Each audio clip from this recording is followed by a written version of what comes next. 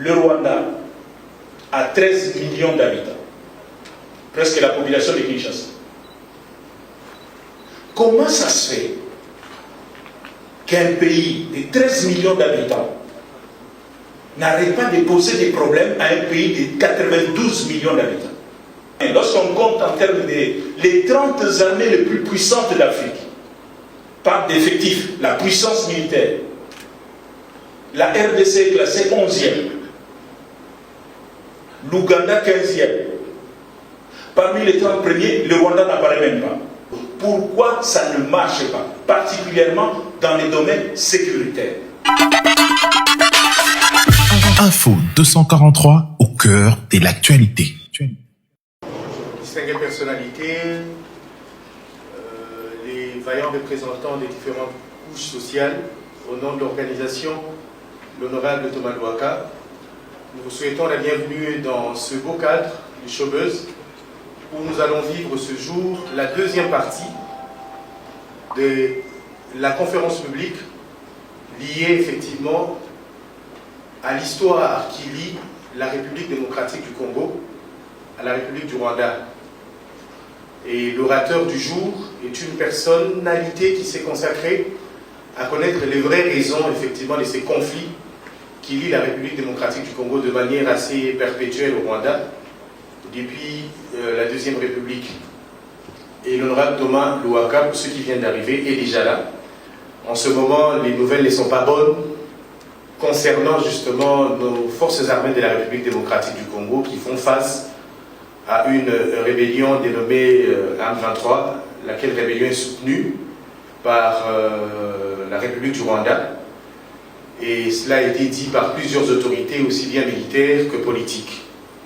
Alors que Showbuzz nous aide directement à ouvrir ce rideau pour que nous ne puissions pas passer beaucoup plus de temps à parloter, plutôt que d'écouter la personnalité, l'honorable Thomas Louaka, qui va nous donner la deuxième partie. Pour ceux qui étaient là, lors de la première partie, nous avons vécu les origines de ces conflits entre la République démocratique du Congo et le Rwanda. Il avait été dit, en tout cas, que aujourd'hui, deux erreurs fatales commises par le gouvernement congolais en son temps sont ou seraient à la base de ce que nous sommes en train de vivre présentement.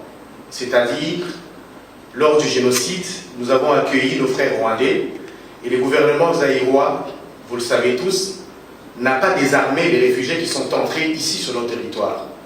Et en deuxième lieu, le gouvernement zaïrois n'a pas su envoyer ces réfugiés loin de la zone frontalière entre la République démocratique du Congo et le Rwanda. Et l'honorable Louaka avait expliqué les origines de ce que nous avons pu appeler les transplantés. Lors de la colonisation, les Belges ont dû prendre certains Rwandais pour les installer particulièrement sur nos territoires, globalement dans le territoire de Massissi. Plusieurs Hutus et quelques Tutsis ont été cités. En tout cas, c'était un bel exercice que vous pourrez revoir sur YouTube. Et présentement, quand je suis en train de parler, ceux qui sont affiliés ou qui sont directement liés à la page Facebook de l'honorable Louaka sont en train de suivre en direct. C'est que nous allons manger comme nourriture scientifique ce jour. Alors, sans trop parler, respectueusement, très respectueusement, j'invite l'honorable Thomas Louaka à venir sur cette estrade, c'est Lutrin, afin de nous donner la deuxième partie des origines de ces conflits entre la République démocratique du Congo et le Rwanda sous vos applaudissements.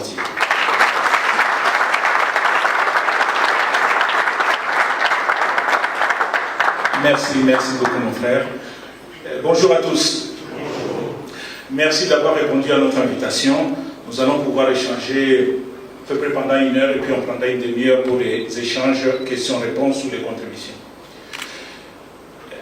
La première des choses que je voudrais dire, comment expliquer que l'animal, l'un des animaux les plus faibles de la création, soit devenu aujourd'hui au sommet de la chaîne alimentaire?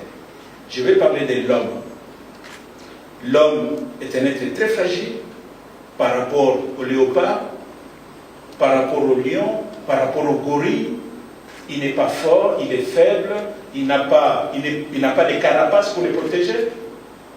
Comment ça se fait que cet être faible soit devenu aujourd'hui le chef de la nature? Eh bien, tous les scientifiques le reconnaissent aujourd'hui, l'homme avait un atout que les autres n'avaient pas, c'est le volume de son cerveau. L'homme a un cerveau proportionnellement à sa taille, un cerveau qui est gros par rapport à sa taille. Aujourd'hui, nous faisons actuellement à peu près entre 1200 cm3 et 1500 cm3, c'est le volume de notre cerveau. Et ce cerveau volumineux lui a servi à quoi?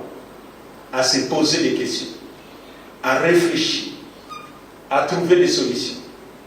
Ce n'est pas la force physique qui l'a amené à dominer les gorilles. Ce n'est pas sa force physique qui l'a amené à dompter les lions. C'est son intelligence. La différence entre l'homme et les animaux, c'est l'intelligence. Mais pourquoi je vous parle de ça?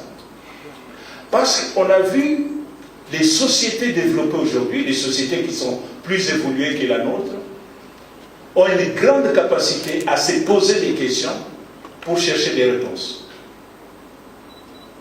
Malheureusement, dans notre pays, on a l'impression que cet exercice de réflexion est devenu rédhibitoire.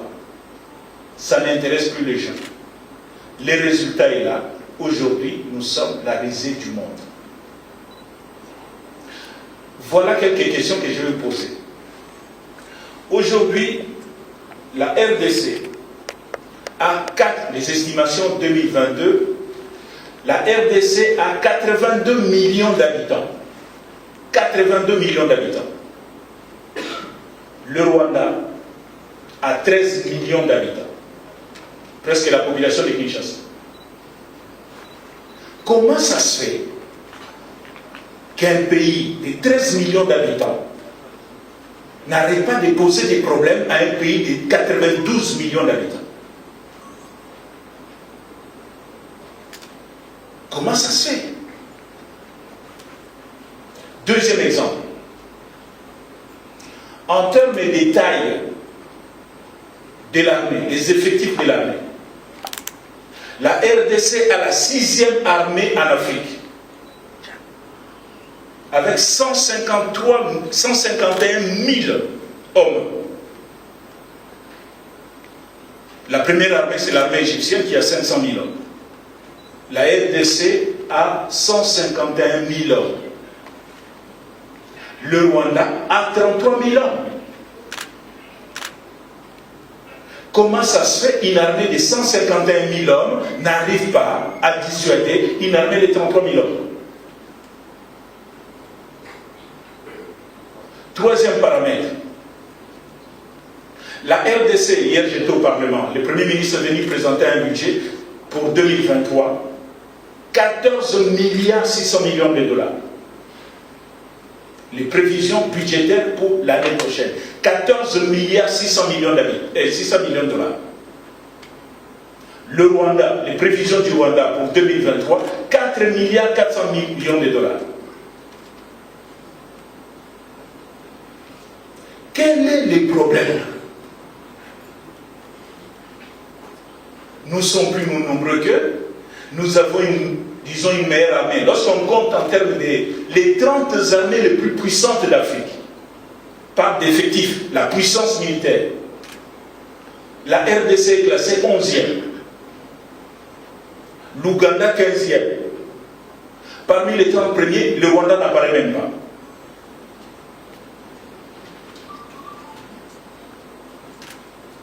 Quel est le problème? Nous pensons que la meilleure démarche, c'est ce que font les médecins. Lorsque vous allez voir votre médecin, il vous pose des questions sur votre passé pour avoir un bon diagnostic. Pour faire un bon diagnostic, il a besoin de connaître votre passé. On vous pose régulièrement la question, y a-t-il quelqu'un qui souffrait du diabète dans votre famille? Dans votre famille, quand vous étiez enfant, vous avez souffert de... Pourquoi on vous pose ces questions? Parce que certaines maladies sont liées à votre passé. Il y a des maladies génétiques, Il y a des maladies que vous avez eues dans votre enfance qui ont des répercussions à l'âge adulte. Les médecins doivent connaître votre passé pour bien cerner de quoi vous souffrez. Et bien c'est cet exercice que nous allons faire aujourd'hui. Pour poser un bon diagnostic sur la situation du Congo. Pourquoi ça ne marche pas, particulièrement dans les domaines sécuritaires. Pourquoi nous avons des problèmes avec l'un de nos 9 voisins, le Rwanda. Il faut absolument consulter le passé. Parce que certaines situations que nous sommes en train de vivre aujourd'hui ne sont que les conséquences des faits passés. Et on ne peut pas les résoudre si on ne maîtrise pas ces passés. Voilà l'intérêt de cette conférence. Mon frère a expliqué tout à l'heure que c'est la deuxième partie. Peut-être parmi vous, il y a des gens qui n'ont pas assisté à cette première partie. Permettez-moi de résumer en quelques minutes seulement ce que nous avons dit. Comme ça, nous aurons tous le même niveau d'information et nous pourrons comprendre aisément la conférence d'aujourd'hui. Notre relation avec le Rwanda commence en 1885. 1885, la conférence de Berlin, les Européens ont des ambitions sur l'Afrique, des ambitions croisées. Ils disent certainement si on continue comme ça, on va finir par se battre. Nous sommes des gens civilisés, il faut qu'on parle. Et ils organisaient une conférence à Berlin sous le leadership du chancelier allemand Bismarck. Et là, ils ont adopté 3 principes en ce qui concerne le Congo. Nous sommes d'accord pour créer un État au Congo, mais à 3 conditions. La première condition, c'est la neutralité du Congo. Le Congo ne devrait intervenir dans aucun camp lorsque nous nous battons entre nous. Le Congo devrait rester neutre. Deuxième principe, la liberté de navigation sur le bassin, sur le fleuve Congo et ses affluents. La liberté de navigation. Troisième principe, la liberté du commerce. Tout pays qui voudrait aller faire des affaires au Congo est libre d'y accéder. Voilà les 3 principes qui ont été adoptés à la conférence de Berlin. Et le Congo est créé comme une colonie internationale. Une colonie, c'est quoi? C'est un pays qui dépend d'un autre pays. C'est ça la colonie. Congo-Brazzaville dépendait de la France. Le Togo dépendait de l'Allemagne. La RDC ne dépendait d'aucun autre pays. C'est pour ça qu'on l'a appelé État indépendant du Congo. Et ici, État indépendant. Là, le Congo n'a pas de tutelle. Il n'y a pas un pays qui est au-dessus du Congo. Et on a donné cet État indépendant à un souverain belge, Léopold II. On lui a confié la gestion. Et en même temps, les Occidentaux se répartissent. Les 14 pays qui ont participé se répartissent. Je vous ai dit, la France prend le Congo-Brazza par exemple, la Centrafrique, le Gabon.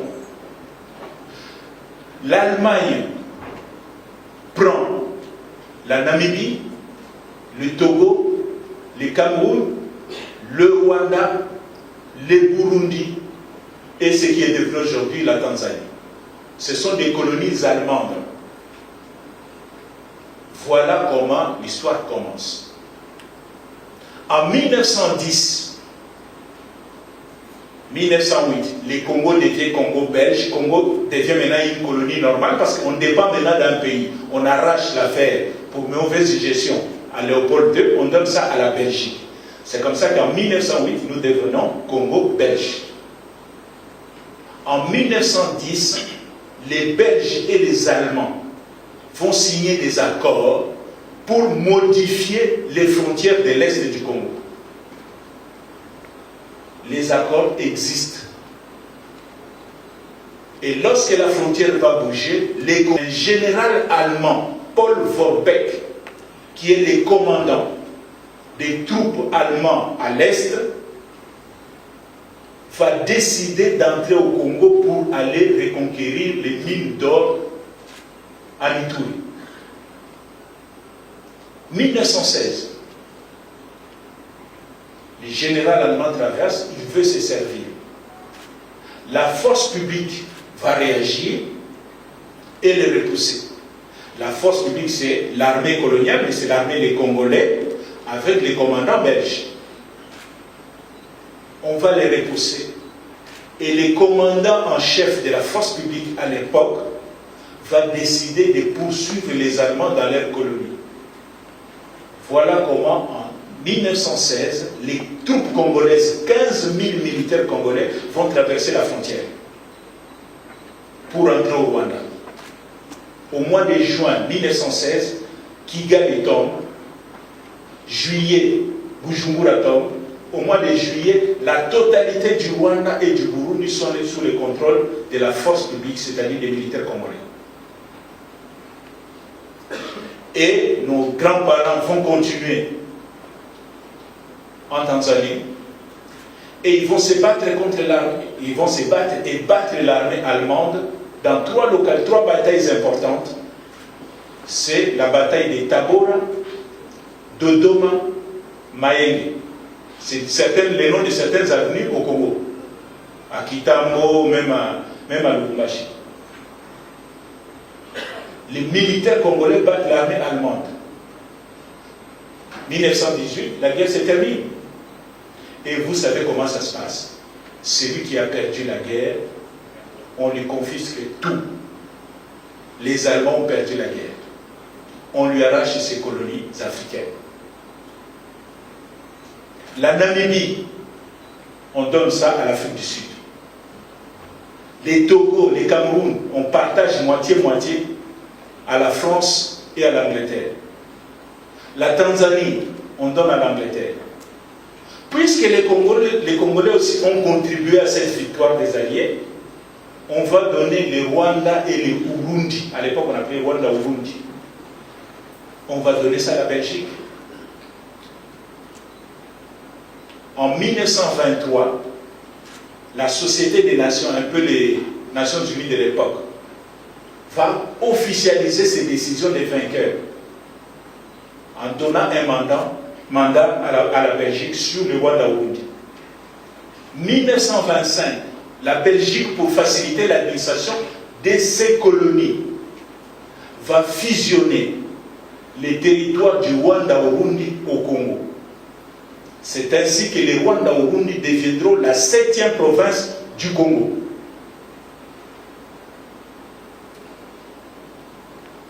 On a la même monnaie, on a le même gouverneur général, on a la même force publique, c'est la même force publique ici, qui sécurise le Rwanda et le Burundi. Donc, à un certain moment pendant la colonisation, on a les 6 provinces du Congo, Léopoldville, ce qui deviendra aujourd'hui Congo central, Kinshasa, Bako, Bandundu.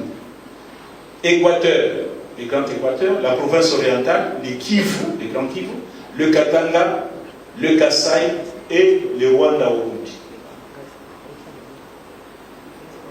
Puisque nous sommes devenus un seul pays, les Belges en 1930 vont monter une mission qu'ils appellent MIB, Mission Immigration Banyarwanda.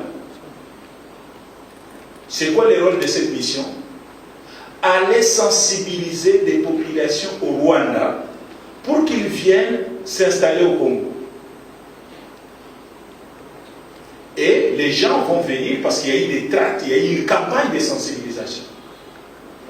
Les gens vont quitter le Rwanda, ils vont venir s'installer au Congo, principalement dans les Massissi. Cette opération va durer pendant 20 ans, de 1930 à 1950. On estime à peu près qu'il y a eu 200 000 Rwandais qui ont été installés au Congo pendant ces années-là.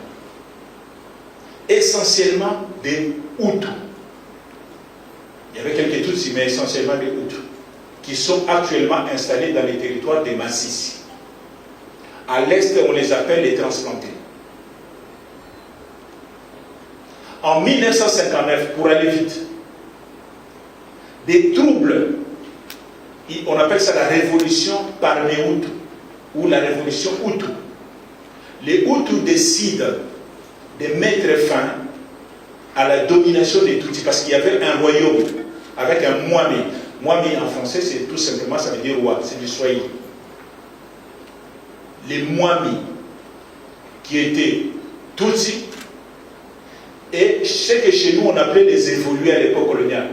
Les gens qui ont étudié, qui savent se comporter comme des blancs.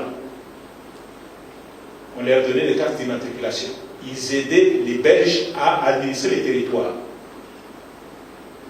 Kassabou était un évolué, Lumumba était un évolué, Joseph Iléo évolué.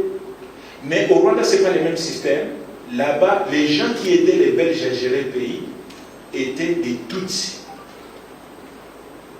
Et en 1959, les Hutus décident de mettre fin à ces systèmes. Il va y avoir des massacres. Ils abolissent la royauté et ils font des massacres. La conséquence de ces massacres, 60 000 Rwandais Tutsis vont quitter le Rwanda pour venir s'installer au Congo. 60 000. On les appelle à l'Est les réfugiés de 1959. Et d'autres Rwandais vont aller en Tanzanie, au Burundi et en Ouganda. Ceux qui sont allés se cacher en Ouganda, c'est entre autres un petit qui avait 2 ans à l'époque, il s'appelle Paul Kagame, James Kabarebe. C'est les réfugiés de 1959 qui ne sont pas venus au Congo, qui sont allés en Ouganda. En 1962, le Rwanda accède à son indépendance. Bon, on évolue. En 1991, pour aller plus vite, les enfants des réfugiés rwandais qui sont en Ouganda décident de rentrer chez eux par la force. Ils vont créer une structure politique qu'ils appellent FPR, Front Patriotique Rwandais, avec une branche armée, Armée Patriotique Rwandaise. Et en 1990, ils entrent, mais ils arrivent à 70 km de Kigali. Le président de Kigali, le président du Rwanda, Juvenal, le général Juvenal Habyarimana appelle Maréchal Mobutu au secours. Il dit: Maréchal, si vous ne faites rien, c'est fini pour moi. Le maréchal Mobutu va envoyer le général Mayede et les éléments de la DSP et le SARM qui est devenu aujourd'hui des MIAP. Bon, c'est le service de renseignement, service d'action et de renseignement militaire, SARM. Ils vont aller là-bas, ils vont repousser les Kagame et les autres. Nous avons vu ça. En 1992, il y a des traités de paix qui sont des accords de paix qui sont signés entre les FPR et les gouvernements. Et la conférence d'aujourd'hui, justement, commence en 1993. Nous avons vu la dernière fois, on était arrivé en 1994, lors du génocide, mais on recule un peu pour comprendre maintenant la situation dans la sous-région. Qu'est-ce qui va se passer en 1993 au Congo?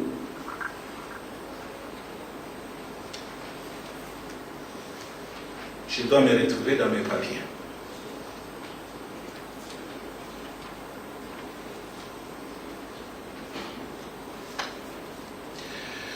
D'abord, voyons la situation politique du Nord Kivu. Le Nord Kivu a 6 territoires. Avant même ça, en 1988, les maréchals Mobutu décident de faire un redécoupage des provinces. On considère que les provinces sont énormes, il faut les découper. Mais les maréchals considèrent qu'on ne peut pas y aller brutalement. Il faut qu'on commence par une expérience. Et cette expérience, Kitima propose que cela commence avec les Kivu, la province du Kivu. Donc en 1988, la province du Kivu est divisée en 3 provinces. Les 3 anciens districts du Kivu deviennent des provinces. c'est le Nord Kivu, le Sud Kivu et le Maniema. Et en 1993, le Nord Kivu a 6 territoires. Nous avons les territoires de Walikale, Masisi, Nyiragongo, Rutshuru, Lubero, Beni. Ce sont les 6 territoires du Nord Kivu et 3 villes, Goma, Butembo, Beni. Pour juste avoir une idée de la dimension de l'espace, le Nord Kivu fait 59 499 km². 59 499 km². En comparaison, le Rwanda fait 26 000 km². Donc, le Nord Kivu en lui-même, c'est déjà 2 fois la taille du Rwanda.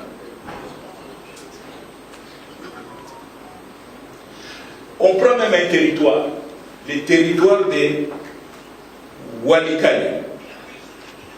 Le territoire de Walikale fait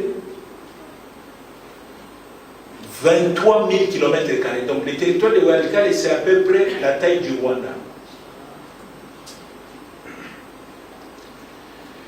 Quel est le peuplement du Nord Kivu?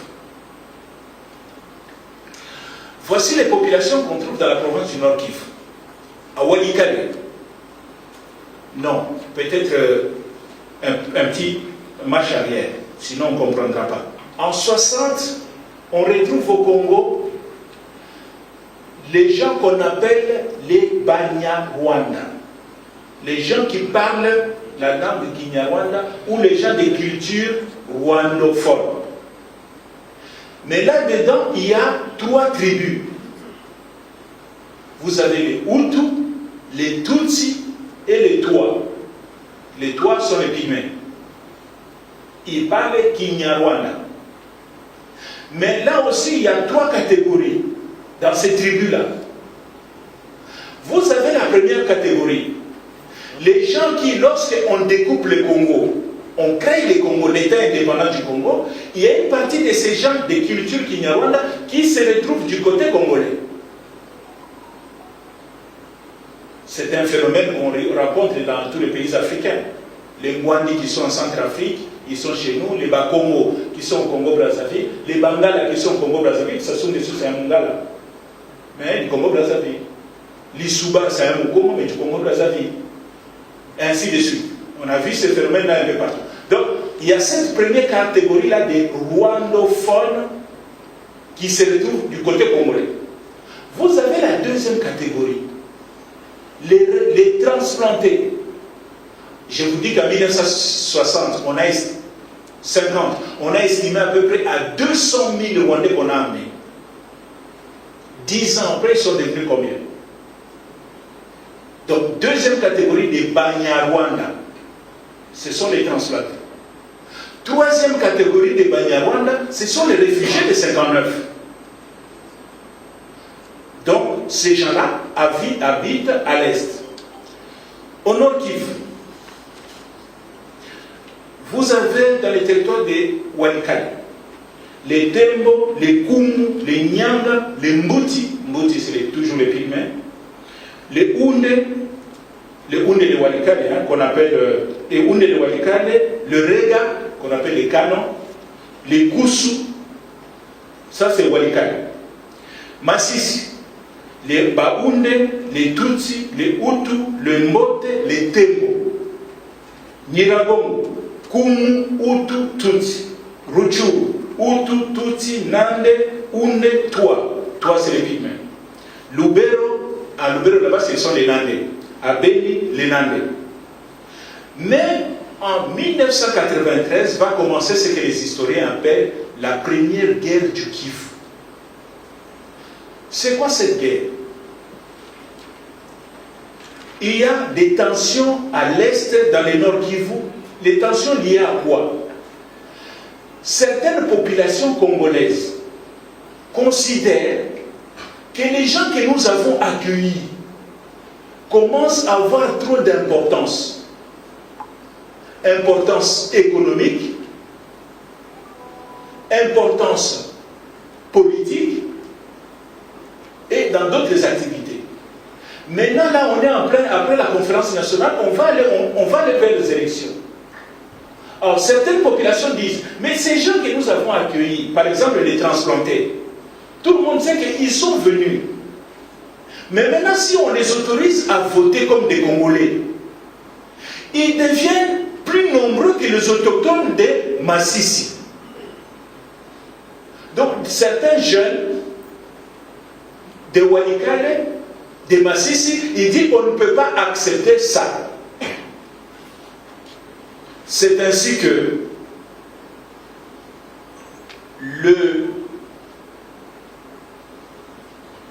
au mois de mars, au mois de mars 1993, on appelle ça le marché des Toto. Au marché des Toto, des jeunes Nyanga vont attaquer des rwandophones, essentiellement des Hutus. Il y a un massacre au marché des Toto au mois de mars.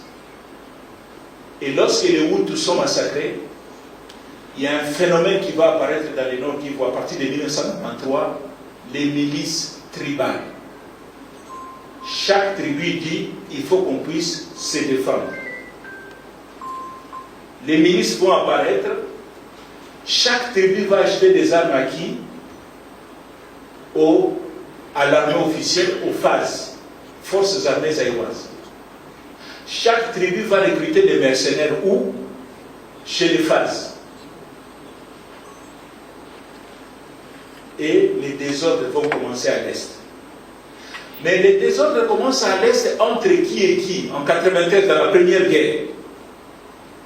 Entre ce qu'on appelle les autochtones contre les Banyarwanda. La grande majorité des Banyarwanda, ce sont les Hutus. Voilà la première guerre qui commence dans le Nord Kivu. Pourquoi l'armée du maréchal est indifférente? Pourquoi parfois on a l'impression qu'il jette de l'huile sur le feu? Eh bien, on est dans une phase politique à Kinshasa où Mobutu est fragilisé sur le plan politique. On essaye de le faire partir, on lui met la pression, avec la pression de la communauté internationale, pour le faire partir. Les stratèges du maréchal vont monter ce qu'on a l'habitude d'appeler les plans Nyamwisi. Nyamwisi Mouvili, c'était un politicien nandais. C'est quoi les plans Nyamwisi?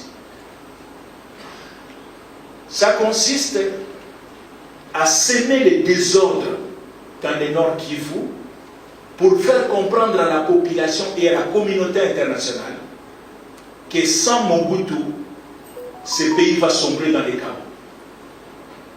Seul Mobutu peut mettre de l'ordre dans ce pays. Et vous connaissez la célèbre phrase du maréchal, après moi les chaos. Donc si je quitte ce pays, ça va être les chaos. Donc voilà comment les désordres commencent là-bas. C'est la première guerre du Kivu. Les bilans de cette première guerre, on estime de 6 000 à 7 000 morts, 200 000 déplacés.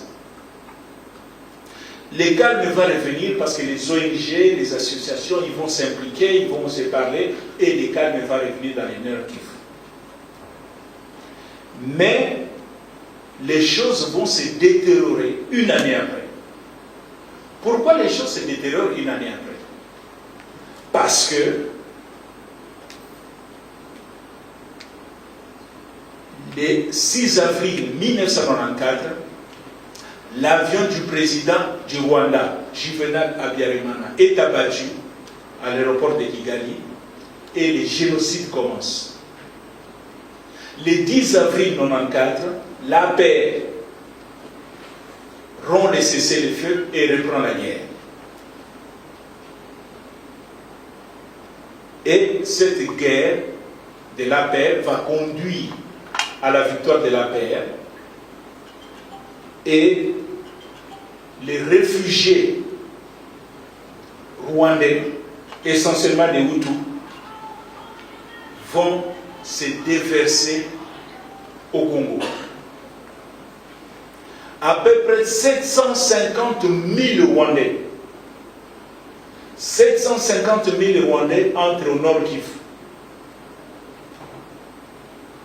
Toute l'administration, l'armée, la police et la population viennent au Nord Kivu.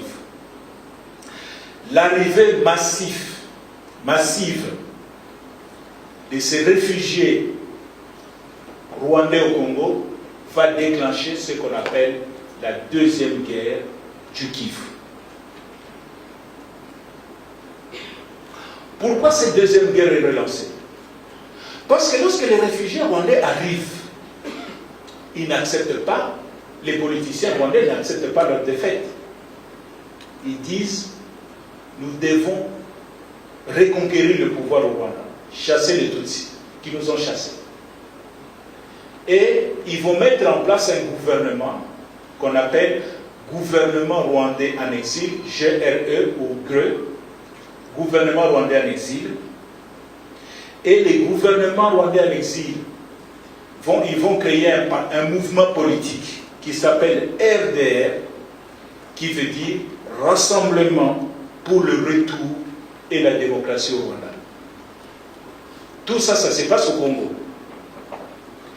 Et les gouvernements rwandais en exil vont lancer deux guerres. La première guerre, ils décident de mener une guérilla au Rwanda. Il dit, on va attaquer les Tutsis au Rwanda. Ce qui fait qu'à partir des camps de réfugiés au Congo, ils traversent, ils font des opérations commando, ils rentrent se cacher au Congo. Le Congo est devenu leur sanctuaire. Et ce mouvement de va-et-vient va avoir pour conséquence que l'APR, l'armée rwandaise, l'armée qui a conquis le pouvoir, donc l'armée de Kagame, va commencer à faire aussi des incursions au Congo pour suivre ces réfugiés. C'est ainsi, par exemple,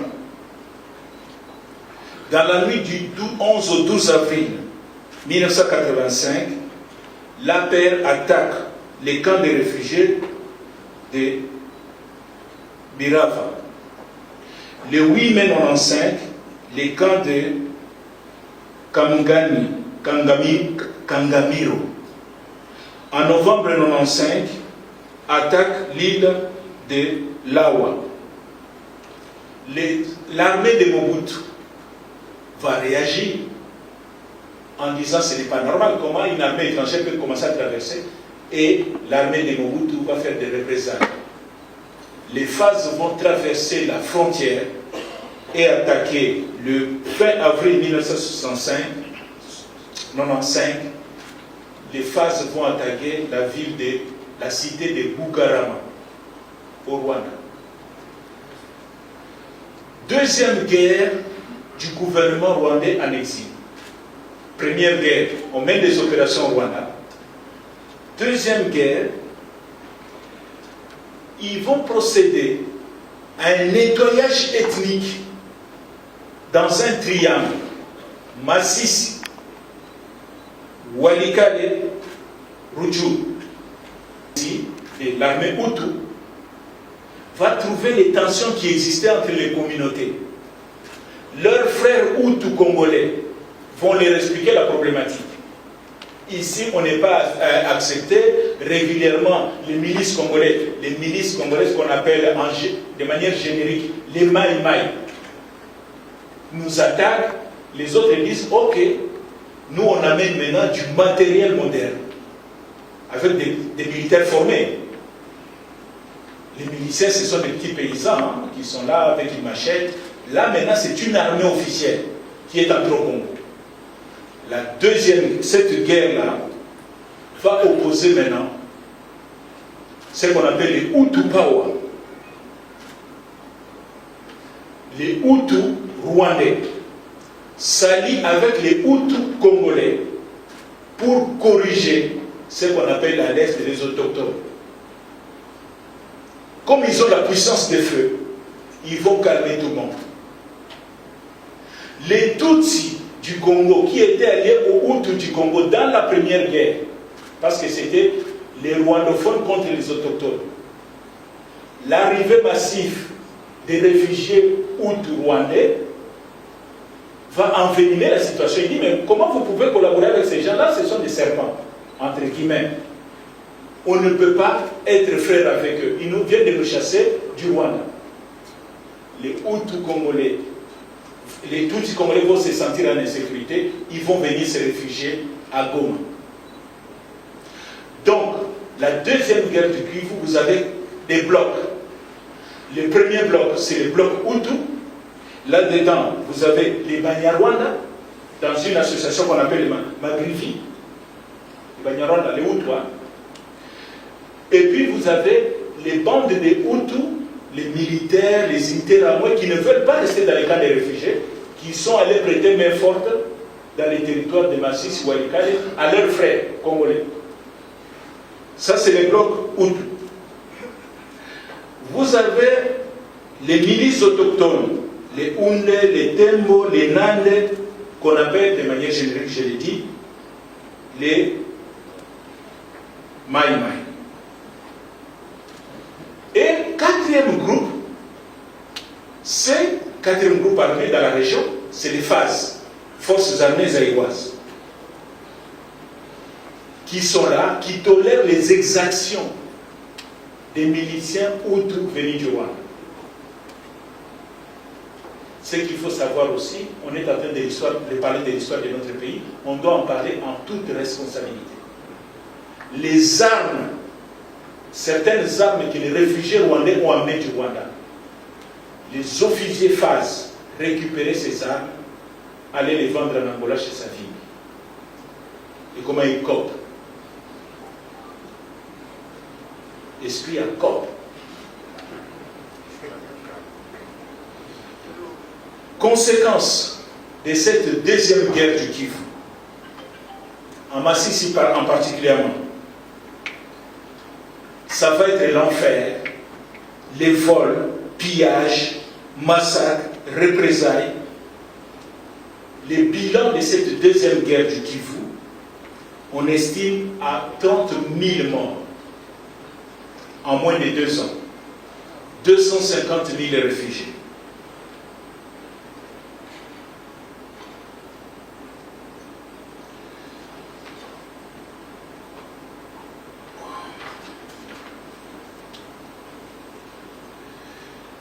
Et puis, les autorités zaïroises vont à un moment réagir à cette situation d'insécurité. Il dit, ce n'est pas normal, on est dans notre pays, il faut quand même qu'on fasse quelque chose. C'est ainsi que, fin août 1995, il y a tentative d'expulser 3500 réfugiés rwandais. Les Zaïre tentent, il dit, les plus extrémistes là. Il faut pas sortir par là-bas. Menace de fermeture des principaux camps janvier 1996. Puisque les désordres viennent des camps de réfugiés, Mobutu menace de les fermer en janvier 1996. Le général Eluki, chef d'état-major général des FAZ, va lancer en 1996 2 opérations contre les extrémistes de Hutus et certains miliciens congolais. La première opération qui se passe au mois de février 1996, qu'on appelle opération Kimia. La deuxième opération au mois d'avril 1996, c'est l'opération Mbata. Les 2 opérations n'ont pas apporté beaucoup de solutions.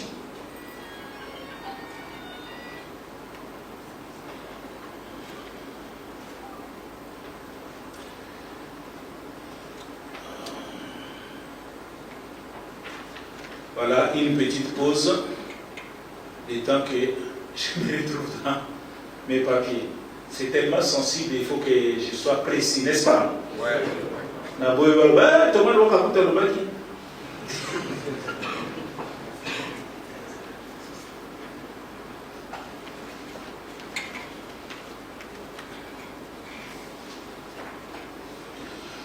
On a vu la première guerre, la deuxième guerre se passe au nord Kivu.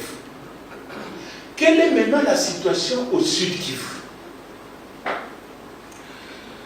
Le sud Kivu en 1996 jusqu'en 1994, le sud Kivu est en accalmie. Il n'y a vraiment pas beaucoup de problèmes au sud Kivu. C'est le nord Kivu qui bouillonne avec les deux guerres. Les populations du sud Kivu, on a les Bashi. Bashi, c'est la tribu des pacificateurs. Hein? Vital Kamel. Et le président du Sénat, Bahati Lukwebo, ce sont les Bashi. Donc, les Bashi sont là. Les Rega, les Bembe, les Fulero, les Avu, les Tembo, les Nindu. On est à 94. Hein? Les Bavira, les Banyamulenge, les Barundi. Ah, les Barundi. Il y a, on a vu, au nord Kivu, nous avons les Banyarwanda. Au sud Kivu, il y a des populations des cultures burundaises. Mais lors du découpage, ils se sont retrouvés au Congo. On les appelle les Barundi, mais c'est des Congolais. Donc si un jour on vous présente quelqu'un dit c'est un Murundi, ne croyez pas qu'il est burundais, il peut être Murundi du Congo. Donc les Barundi existent. Mais on n'entend jamais parler avec eux parce qu'ils sont discrets. Les Barundi sont là et les Babouaïs. La situation va changer à partir de 93 aussi. Pourquoi? Les premiers facteurs qui changent la problématique au sud Kivu, c'est l'arrivée des réfugiés burundais. Le 21 octobre 1993, les extrémistes Tutsi du Burundi, je rappelle que le Burundi c'est à peu près la même configuration démocratique au Rwanda et démographique. C'est-à-dire quoi? Vous avez trois groupes ethniques, les Hutus, les Tutsi et les Twa.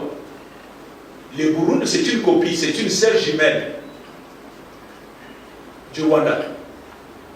Et dans les proportions, ce que vous devez aussi savoir, on l'a dit la dernière fois, mais j'aime toujours répéter ça parce que sinon les gens ils se font des idées. Au Rwanda, ce qu'on appelle les Hutus, morphologiquement, donc ils sont comme vous et moi, représentent 90% de la population. Les Tutsis, c'est 10%. Mais comme les Congolais ont l'habitude de considérer que tous les Rwandais sont des Tutsis, c'est pour ça qu'ils sont surpris dès qu'il y a une équipe de football du Rwanda qui vient jouer à Kinshasa. Ils ont l'impression que c'est les Congolais qui se sont infiltrés là-bas. Parce que pour eux, ils pensaient que l'équipe du Rwanda c'est les Tutsis. Non, les Tutsis c'est 10% de la population du Rwanda, 90% sont des Bantous. C'est la même configuration au Burundi. 90% des Burundais sont des Hutus. Les Tutsis sont 10%. Bon, les Twa, ils sont là, il ne faut pas qu'ils disent qu'on les a ignorés. Les Twa, c'est peut-être 1 ou 2% de la population, les Pygmées. Donc, le 21 octobre 1993, les extrémistes Tutsis burundais tuent le président de la République, qui s'appelle Melchior Ndadaye, et d'autres dignitaires. Le Burundi va sombrer dans une grande violence, à peu près 50 000 morts au Burundi à la suite de ces affrontements. 170 000 réfugiés burundais viennent au Congo, au sud Kivu.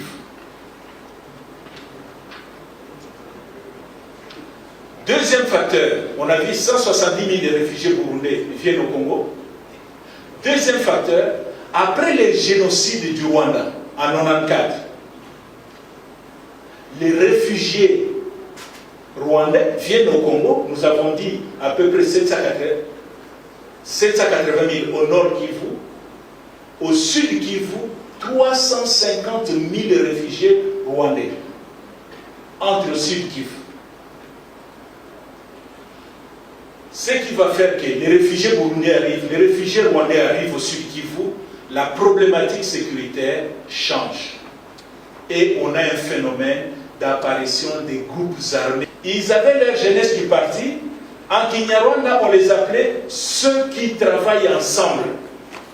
Ceux qui travaillent ensemble, en Kinyarwanda, ça se dit Interamwe. Donc voilà, ce sont ces jeunes-là, beaucoup qui ont participé au génocide. Et ils viennent, on les retrouve au Congo avec les ex-FARC. C'est le premier groupe armé. Deuxième groupe armé, c'est l'armée rwandaise, l'APR, qui commence à suivre au sud Kivu les ex-FARC et les Interamwe, qui fait les incursions. Le troisième groupe armé, les réfugiés burundais, quand ils viennent, ils vont créer aussi un mouvement politique avec une branche armée. Les mouvements politiques et leur branche, les mouvements politiques s'appellent FDD. CNDD, FDD, ça veut dire quoi? Conseil national pour la défense de la démocratie, force de défense de la démocratie. FDD, CNDD. Quatrième groupe armé, c'est les FAB. FAB, ce sont les forces armées burundaises, l'armée officielle du Burundi, qui suit ces rebelles au Congo. Hein? Donc vous avez les ex-FARC, l'armée du Rwanda, les rebelles burundais, et vous avez l'armée burundaise, et les milices tribales. Tu ajoutes maintenant les milices tribales autochtones, qu'on appelle communément les Maïmaï. Les Maïmaï, chaque tribu aussi a sa, les Bafulero, les Bavira, chaque tribu crée sa milice au sud Kivu. Tu vas ajouter aussi la milice des Banyamulenge. Les Banyamulenge aussi créent leur propre milice. Et septième groupe armé, tu as les phases, les forces armées zaïroises. Maintenant, pour bien comprendre la grande guerre qui va commencer, qu'on va appeler la guerre de l'Afdel, il est important de vous expliquer quelque chose qu'on appelle à l'est là-bas l'initiative régionale. C'est quoi l'initiative régionale? Là, on est obligé de rentrer un peu en arrière dans l'histoire du Rwanda pour comprendre l'initiative régionale qui joue un rôle important dans la sous-région.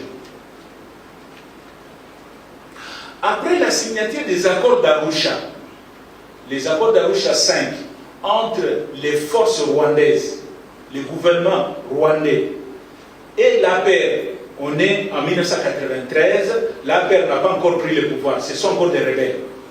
Avec le gouvernement d'Habyarimana, ils vont signer des accords en Tanzanie. Et les deux groupes, les gouvernements du Rwanda et l'APR, les rebelles, vont demander aux Nations Unies le déploiement d'une force internationale chargée de superviser l'application des accords d'Arusha. C'est comme nous, au Congo, les gens parfois se posent la question, la MONUC, la MONUSCO, les Nations Unies sont arrivées ici comment?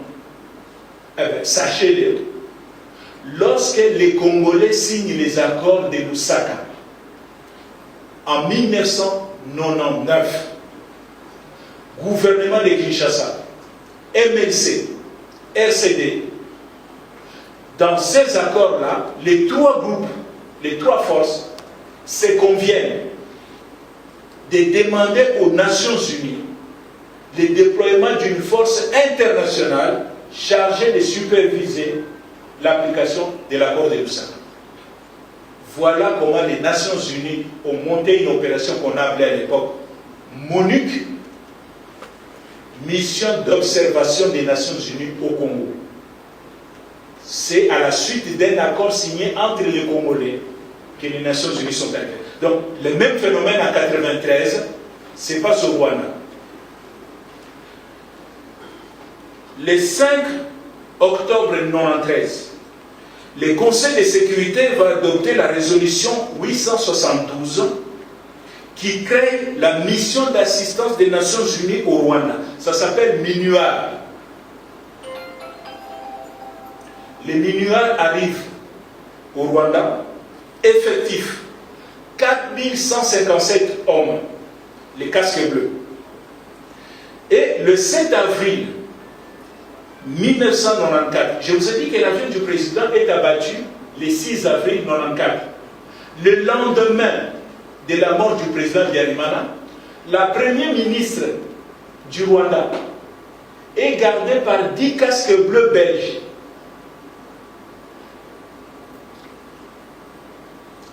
La garde présidentielle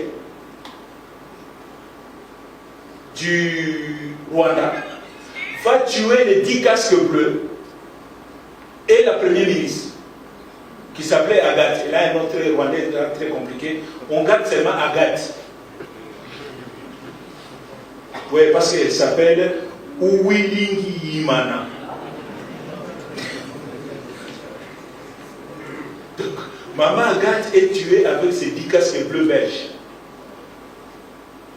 Le 7 avril, le 14 avril 1994, qu'est-ce que fait la Belgique? La Belgique a peur. Il dit, mais nous, on a envoyé les casques bleus. Ce n'est pas pour être tués.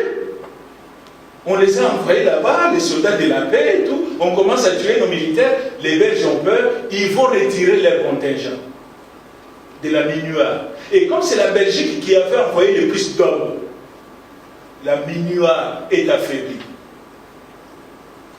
Lorsque les effectifs de la MINUAR sont revus à la baisse, les Belges partent et ceux qui commettent les génocides interprètent les retraits des Blancs comme un fait vert. Hein? Faites ce que vous êtes en train de faire.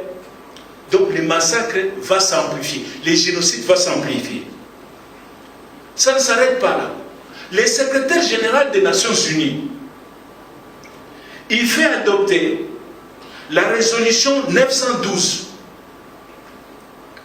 le 21 avril 1994. Cette résolution dit quoi? Les effectifs de la MINUAR, les peu qui sont restés là, on les revoit encore à la baisse. Les Nations Unies dégagent leurs hommes pour laisser seulement 270 casques bleus au Rwanda. Donc au moment où la population a besoin de sécurité, c'est au moment où les casques bleus se retirent. Donc les choses continuent à se dégénérer, ce qui fait que les génocides du Rwanda, c'est à peu près 800 000 Tutsis, essentiellement des Tutsis, qui ont été tués, mais il y avait aussi des Hutus modérés qui ont été massacrés. Vous voyez la responsabilité des Nations Unies. Au moment où les choses se passent, au lieu de renforcer, vous vous retirez. Ces problèmes de conscience hantent jusqu'aujourd'hui les membres des Nations Unies vis-à-vis du Rwanda. Vous devez avoir ça à l'esprit. Lorsqu'on parle Congo, Rwanda, aux Nations Unies, ils ont toujours ce sentiment de culpabilité en tête. Donc leur jugement dans nos relations avec les Rwandais souvent n'est pas objectif. On continue. Le 17 mai 1994, ils vont se réveiller. On leur dit, mais c'est quoi ce comportement? On est en train de tuer les gens. Au lieu de renforcer, vous diminuez encore les effectifs. Ce jour-là, le 17 mai, ils vont décider, par la résolution 918, de renforcer les effectifs. Mais vous savez, les effectifs des Nations Unies, pour les renforcer, il faut mobiliser. Les Nations Unies n'ont pas une armée qui attend quelque part. Ce sont des pays contributeurs, comme on dit. Ça prend du temps. La France va se proposer. Les Français disent, puisque puisque la mobilisation des troupes supplémentaires prendra du temps, est-ce que vous m'autorisez, moi, la France, d'intervenir rapidement? Le Conseil de sécurité va adopter la résolution 929, le 21 juin 1994, qui donne le feu vert à la France. Et la France va monter ce qu'on appelle l'opération turquoise. Et les Français vont intervenir au Rwanda. Mais la force turquoise est basée à Goma. Cette force va intervenir pour les Français. C'est pour mettre un terme au génocide. Pour Kagame et ses hommes, l'armée française est venue pour protéger les génocidaires. Voilà les débats qu'il y a toujours entre France et Kigali. Et aussi, dans ces rapports-là, la France se comporte parfois comme quelqu'un qui a un sentiment de culpabilité. Sinon, parfois, on ne comprend pas les déclarations, les attitudes des autorités rwandaises que la France accepte.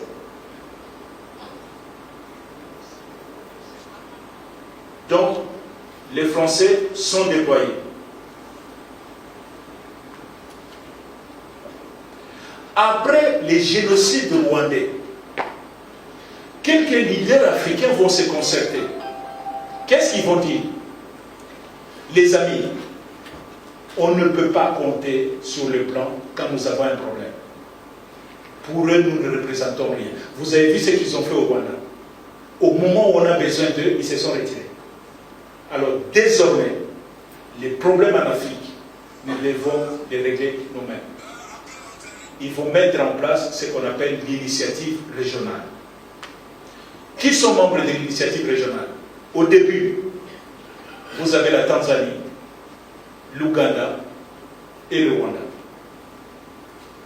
Et l'initiative régionale va s'agrandir pour intégrer le Burundi, le Kenya, l'Éthiopie, la Zambie, l'Angola, le Zimbabwe, l'Afrique du Sud et l'Érythrée. Voilà les gens qui se concertent lorsqu'il y a des dossiers majeurs qui se passent en Afrique. Voilà les gens qu'il faut convaincre que le Congo n'a aucune intention de commettre un nouveau génocide au Congo. Tant qu'on n'aura pas convaincu ces gens-ci, les membres de l'initiative régionale, ils continuent à appuyer les Rwandais. Et leur discours, ces pays-là, ont un lobby très fort dans le monde. Tant qu'on ne comprendra pas ça, et comment ça se passe pour parler actualité? Il suffit que les autorités rwandaises récupèrent une déclaration, nous verrons les conséquences d'une simple déclaration, d'une autorité quelconque. Et ils vont partager ça à l'initiative régionale. Voilà ce qui se prépare au Congo. Les Congolais veulent commettre un nouveau génocide contre les Tutsis congolais. Ils se concertent et disent on ne peut pas accepter cela. Parce que Kagame a apporté les preuves. Un irresponsable qui passe à la télé, qui dit n'importe quoi, il récupère ça. Et ils ont le soutien. Et vous ne comprenez pas les diplomates américains qui étaient venus ici.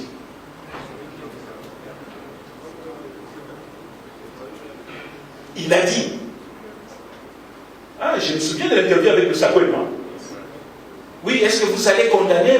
Il dit oui, nous allons examiner cela, mais il faudrait aussi que vous arrêtez d'appuyer les miliciens, les FDLR. Quel est l'intérêt le président Tshisekedi d'appuyer les FDLR? Je ne sais pas s'il les connaît même. Mais c'est un discours qui passe. L'Américain, il y a des gens qui lui ont dit ça. Que les Congolais soutiennent les génocidaires, donc il faut soutenir le Rwanda. Sinon, ils seront encore massacrés. l'initiative régionale.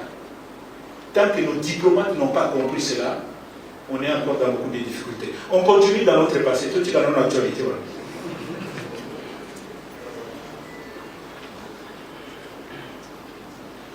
Le président de l'autorité morale de l'initiative régionale, à l'époque, il s'appelle Julius Nyerere. C'est l'ancien président de la Tanzanie. Un homme très respecté. Pourquoi Nyerere est respecté, était respecté dans la région? Pourquoi il était considéré comme l'autorité morale? Ce que Nyerere disait avait du poids. Parce que Nyerere a chassé Idi Amin de l'Ouganda en 1979. Parce que Nyerere a aidé beaucoup de mouvements de libération quand il était président. Nyerere a aidé la SWAPO. La SWAPO, c'est un mouvement de libération namibien. L'ANC de Mandela. Personnellement, je connais certains généraux sud-africains avec qui j'ai travaillé, qui parlent couramment Swahili. Parce qu'ils ont été formés en Tanzanie. Les MPLA, des cadres de l'MPLA ont été formés en Tanzanie. La ZANU de Mugabe, Zimbabwe, les Frelimo, Mozambique. Donc tous ces gens-là avaient de la déférence pour Nyerere. Aujourd'hui, il faut chercher qui est le boss, l'autorité morale de l'initiative régionale. C'est avec lui qu'il faut parler. Ce sont ces gens-là qu'il faut convaincre. Si vous voulez que les Américains changent de position. Si vous voulez que les Français changent de position. Si vous voulez même que l'Angola change de position, il faut parler avec les membres de l'initiative régionale. Donc, on revient maintenant au Sud Kivu avec tous ces groupes armés. La tension monte. On est en 94. Je vous ai cité le nombre de groupes armés dans le Sud Kivu. Mais au mois d'août 1996, la tension monte à la suite du retour des combattants Banyamulenge, anciens de l'APR. Ce que je n'ai pas dit peut-être tout à l'heure, pendant la guerre de l'APR, 92, 93, 94, il y a eu un recrutement au Congo. Et quelqu'un m'a dit, il n'y a pas très longtemps, quelqu'un qui avait une position d'influence à l'époque, il m'a avoué quelque chose que moi je ne savais pas. Le maréchal Mobutu a soutenu la paix. Alors qu'il était en bon terme avec Abiyarimana. Les jeunes gens étaient recrutés au Nord Kivu. Tous les vendredis, ils partaient du Nord Kivu en camion en passant par Bunagana pour aller être formés au Rwanda. En 1996, ces jeunes-là, ce sont qui ont combattu, les Congolais qui ont combattu dans l'armée rwandaise, ils commencent à revenir. Donc, je disais, les Banyamulenge, anciens de la paix, reviennent avec armes et munitions. L'archevêque de Bukavu, Monseigneur Christophe Munzihirwa, va tirer l'attention des autorités congolaises en disant ceci: il y a des hommes armés venant donner ce doux qui sont en train de s'installer au Sud Kivu. Deuxième élément de la déclaration de Monseigneur. Monseigneur Christophe va dénoncer les exactions des phases de l'armée nationale, l'armée de Mobutu, contre la population et les ventes d'armes.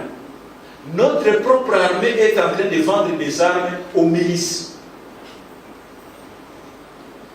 le 7 octobre 1996, le vice-gouverneur du Sud Kivu, il s'appelle Lwabanji. Lwabanji Ngabo va lancer un ultimatum au Banyamulenge. Je vous parlais tout à l'heure des déclarations. Il faut faire attention aux déclarations. Voici la déclaration. Le 7 octobre, les Banyamulenge sont des infiltrés, la 5e colonne, sont des infiltrés de l'armée rwandaise. 2. Je vous donne 8 jours à tous les Banyamulenge de quitter le Congo et d'aller au Rwanda, chez vous, et de ne plus revenir. 3. J'ouvrirai un corridor humanitaire, un petit couloir, pour vous laisser passer. Après 8 jours, je vais lancer l'opération de nettoyage dans les hauts plateaux. Bon, honnêtement, j'ai vu le vice-gouverneur quelques années plus tard. J'ai parlé avec lui, il a dit qu'on a dénaturé mes propos. Mais en tout cas, c'est ce qui a été relayé partout. Il dit non, je n'ai pas vraiment voulu dire ça. C'était tellement fort que le Premier ministre, Kengo Wadondo, va le suspendre. Mais le mal est fait. Il fait cette déclaration le 7 octobre 1997. Le 10 octobre, le président du Rwanda, à l'époque ce n'est pas Kagame, c'est Pasteur Bizimungu. Bizimungu va tenir un meeting à Tiangungu. Tiangungu, c'est vraiment la ville à côté de Bukavu, au Rwanda. Qu'est-ce que Bizimungu va dire?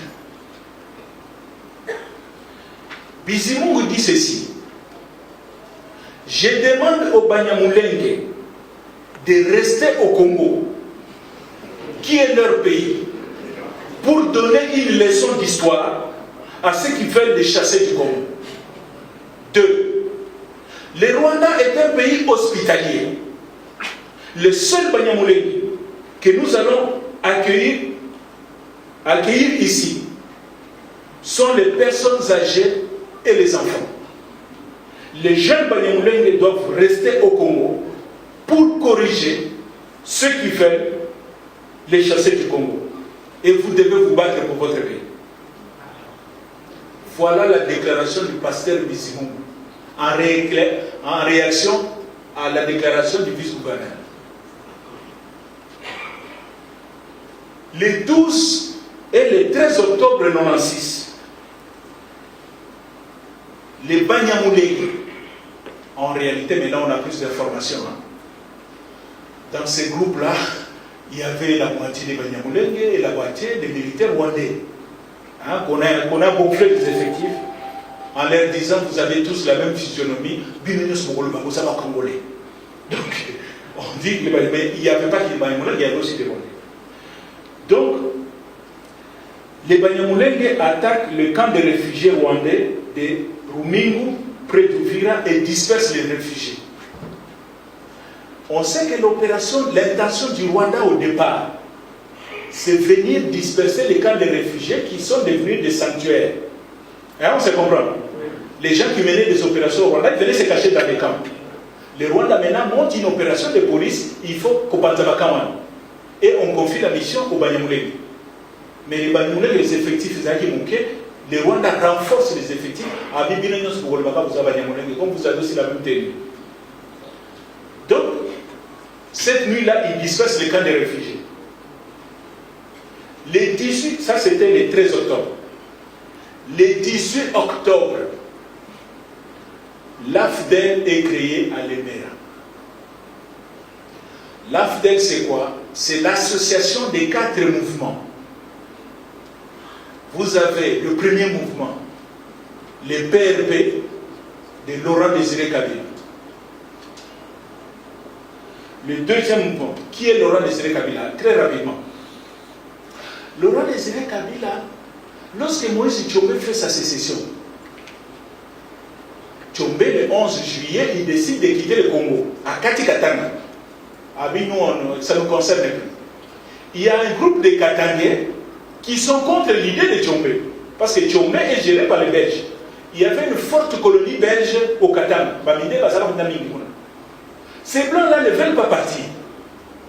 Ils demandent à Tchombe, écoute, tu découpes, comme ça nous on fait un pays. Et c'est comme ça que Tchombe dit que moi je quitte.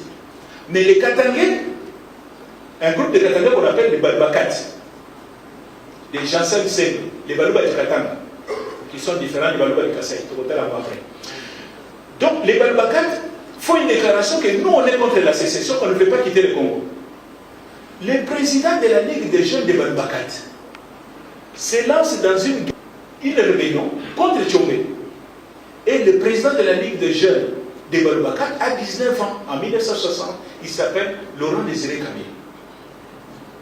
Donc c'est ce petit-là qui a grandi, quoi, qui réapparaît en 96 dans le parti politique membre fondateur de la FDED. Vous avez le CNRD de André Kissas Senghane. D'où vient Kissas? Kissas, lors de la rébellion de 64 à l'Est, le commandant en chef des rebelles s'appelle le général François et Nicolas Olenga. Et lorsque Nicolas Olenga est en train de faire la guerre là-bas, il a deux Kadogo, ses deux neveux, qu'il a formés à Lokandola, et qui sont devenus escortes, comme on dit, hein, les gardes de la prochaine. Deux jeunes. L'un, et lorsque la rébellion, Makambobebi dans 64, hein, ils sont obligés de fuir. Nicolas Olenga va fuir en Ouganda avec ses deux neveux. L'un s'appelle François Olenga, qui deviendra le grand général Yahé FARDC, et l'autre s'appelle André Kissas Senghane. Donc voilà comment Kissas Senghane réapparaît dans 1996. Le troisième mouvement s'appelle ADP, de Théocratiès Bouguera, un ancien étudiant de l'IBTP, un architecte, hein, il a étudié ici à l'IBTP. Il y a un mouvement à Koti. Et le quatrième mouvement, MRLZ, de Anselme Massassou. Qui est Massassou? Je vous ai dit que les jeunes Congolais sont allés se battre dans la guerre de libération du Rwanda, dans la paix. Eh bien, Massassou, c'est un chi, un mouchi. Les jeunes Bachi qui sont allés se battre dans la guerre du Rwanda, à côté de Kagame. Donc, Anselme Massassou s'était battu là-bas. Et lorsque la paix est en train de se faire, Massassou revient avec, il crée son mouvement et il devient membre fondateur de la FDED. Le 19 octobre, les rebelles prennent la ville d'Ouvira. Le chef d'état-major général de Faz, le général de Louki toujours, il déclare après la chute d'Ouvira. Il dit la chute d'Ouvira est une ingérence du Rwanda. Comme aujourd'hui on déclare avec les 1-23. Et Louki a déjà déclaré ça en 1996. Ah oui, c'est le Rwanda, ces gens-là viennent d'où? En réalité, c'est le Rwanda qui se cache derrière. Et on va déclarer le Sud Kivu dans son entièreté en état de guerre. Donc l'état de guerre est déclaré au Sud Kivu. Le 26 octobre 1996, président Mobutu et le gouvernement de Kinshasa vont nommer deux gouverneurs militaires. Comme maintenant la situation est là, il faut que les civils se reposent. On va nommer maintenant les gouverneurs militaires, comme actuellement. Qui sont les deux gouverneurs militaires? Le premier s'appelle le général Ngwala Panzo. Il est nommé gouverneur du Nord Kivu. Le deuxième, général Michel Elesse, pour le Sud Kivu. Le général Elesse, il est nommé le 26. Le 28 octobre, il arrive à Bukavu. Lorsqu'il arrive à Bukavu le 28 octobre, le 29 octobre, il fait la remise de reprise avec le gouverneur sortant qui s'appelait Pasteur Kiambwa. Kiambwa Walumona, les civils, là, ils font la remise. Les 29, hein, suivez-moi bien. Ils font la remise et reprise. Les nouveaux gouverneurs vont à la résidence du gouverneur. Bon, le temps de s'installer et tout, de prendre un verre d'eau, on vient lui signaler, mais papa gouverneur, papa général. Mais Bukavu vient de tomber, les rebelles sont déjà entrés. Mon grand frère, Elise n'avait plus le choix que de fuir. Bon, il a été gouverneur du Sud pendant quelques heures.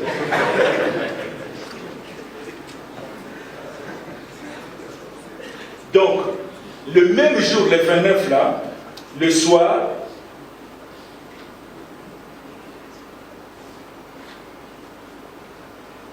Monseigneur, qu'on a vu tout à l'heure, l'archevêque de Bukavu, Monseigneur Christophe Munzihirwa, tombe dans une embuscade, il est tué, avec quelques bonnes sœurs qui l'accompagnent. Donc, Bukavu tombe, c'est la plus grande ville maintenant que les rebelles ont. Il est temps pour nous d'évaluer un peu les rapports de force, puisque vraiment la guerre commence maintenant. Qui sont les forces en présence? Ce qu'on peut appeler les camps des loyalistes, hein, côté Mobutu. Vous avez les phases. Les phases en 1996 est une armée composée de 50 000 hommes. Je vous ai dit aujourd'hui, les FARDC c'est 151 000, donc 3 fois plus. Maréchal avait 50 000 hommes. Dans les 50 000 hommes, il y a 15 000 DSP, division spéciale présidentielle. 15 000. Il y a 3 000 SARM, ça fait 18 000. SARM et DSP sont des unités combattantes. Ils sont équipés, ils sont entraînés. Donc, on peut dire que les 18 000 là, 15 000 DSP, 3 000 SARM peuvent aller au combat. Sur les 32 000 qui restent, les experts nous disent que seulement 20% des 32 000 sont combatifs. 20% des 32 000, ça nous fait à peu près 6 400. Les autres là, vous avez des militaires âgés qui attendent leur retraite.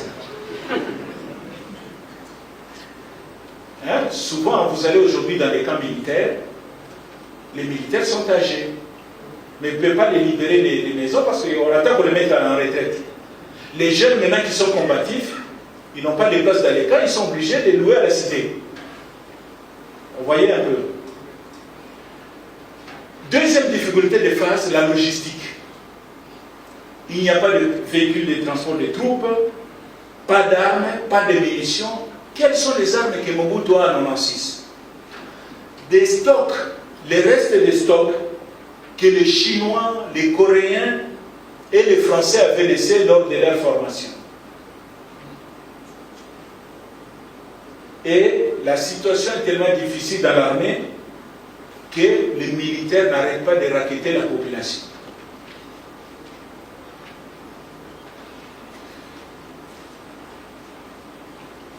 Et un autre phénomène aussi, ce sont les rivalités internes aux phases entre la DSP et le reste de l'armée. Les autres militaires considèrent que les militaires de DSP sont plus chouchoutés que les restes, eux qui sont abandonnés. Il y aura un phénomène, lorsque la guerre va commencer, les autres militaires vont se dire Tokedoku Felabango Pona Nini.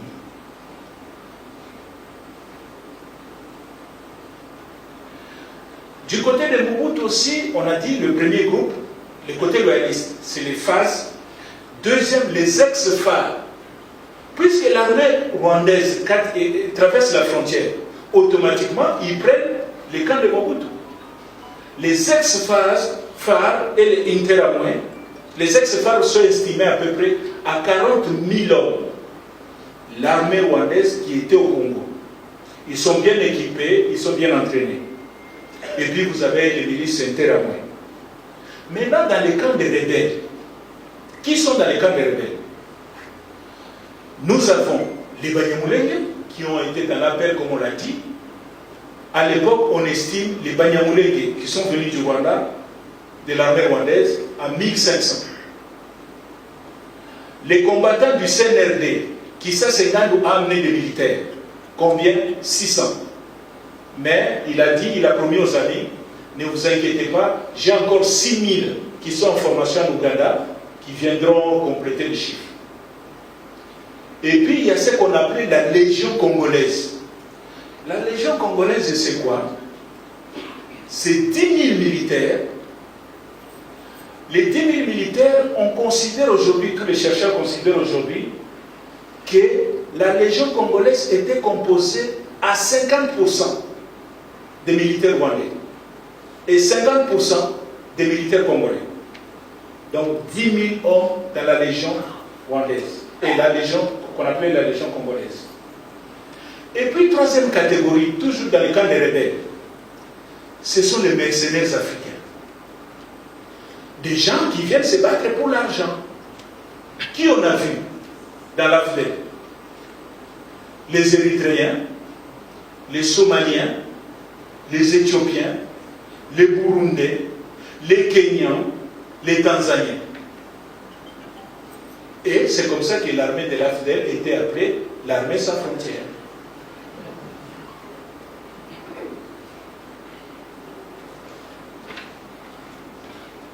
On a aussi, dans les camps des rebelles, les Ougandais. Mais lorsque la guerre commence aussi, les Ougandais ne bougent pas. Les Ougandais, Museveni, qui est toujours très très malin, va donner la logistique. Il va donner des camions, des véhicules blindés et des appareils de communication. C'est lorsque Goma tombe que les Ougandais vont entrer par Bunagana pour aller attaquer Lubero, Beni, monter jusqu'à vers l'Ituri là-bas. Quel est l'objectif de l'armée ougandaise? Nettoyer les bases arrières des ADF, Nalu et Elera. Donc ils ont plus évolué vers leurs propres frontières. Et dernière catégorie des troupes dans les camps des rebelles, c'est les gendarmes katangais. Qui sont les gendarmes katangais? Quand Tshombe fait sa sécession, il avait créé son armée parce que c'était un État. L'État s'appelait officiellement État indépendant du Katanga. Son armée s'appelait la gendarmerie katangaise. Il avait formé à peu près 12 000 militaires qui étaient encadrés par des mercenaires sud-africains, belges, français, Bob Denard, Jean Scram, Mike Ouara. Mais lorsque la sécession échoue, est anéantie à 63 par les casques bleus, à peu près 8 000 gendarmes katangais vont aller en Angola. Et en Angola, là-bas, les Angolais, les Portugais vont les prendre, ils vont aider la colonie à sécuriser les territoires. Ils sont restés longtemps là-bas. Et un ancien commissaire de police de Kolwezi, qui va fuir en 68, il y avait les tracasseries de Mandikala. On reviendra notre jour sur Mandikala. Mandikala qui a maltraité les Katangais. Un ancien commissaire de police aussi est allé se réfugier en Angola. Et là-bas, il va suivre une formation militaire, il deviendra un grand général sous le nom de Nathanaël Mbumba. Nathanaël Mbumba. Donc, et les commandants des gendarmes katangais, ils vont se battre en Angola, on verra ça un autre jour, et ils ont aidé, ils ont protégé Luanda contre l'agression zaïroise à l'époque. Mobutu a attaqué l'Angola, et ce sont les gendarmes katangais qui ont défendu le régime. Donc, lorsque maintenant les Angolais, AFDEL, Mouzé, entrent dans la danse, il sait que les gendarmes katangais sont en Angola. Il les appelle au secours. Les Angolais hésitent. Il dit, mais qu'est-ce que nous, on va aller faire dans cette guerre alors que le Rwanda est en train de faire une opération de police, nettoyer les camps des réfugiés. Mouzé va convaincre les Angolais que non, il ne s'agit pas seulement de nettoyer les frontières ici. Moi, je vais aller jusqu'à Kinshasa chercher l'autre. Comme les Angolais, les Dos Santos, ont toujours une dent contre le maréchal. Il dit, ok, si tu as l'intention d'arriver jusqu'à Kinshasa, nous on t'accompagne. La façon de t'accompagner, on t'envoie les gendarmes katangais.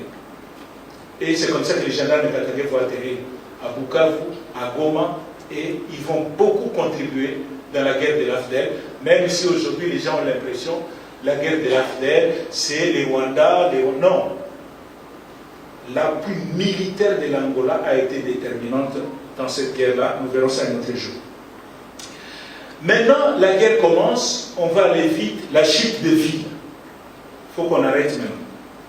Le 31 octobre 1996, la ville de Goma tombe. Ah, ici, il est important d'expliquer un peu un différend qu'il va y avoir à la chute de Goma entre deux leaders congolais. Entre Kissa Sengadou et Laurent Désiré Kabila. Quel est le débat? Kissa se va voir Laurent Désiré Kabila et lui dit, écoute, camarade, je viens de me rendre compte d'une chose.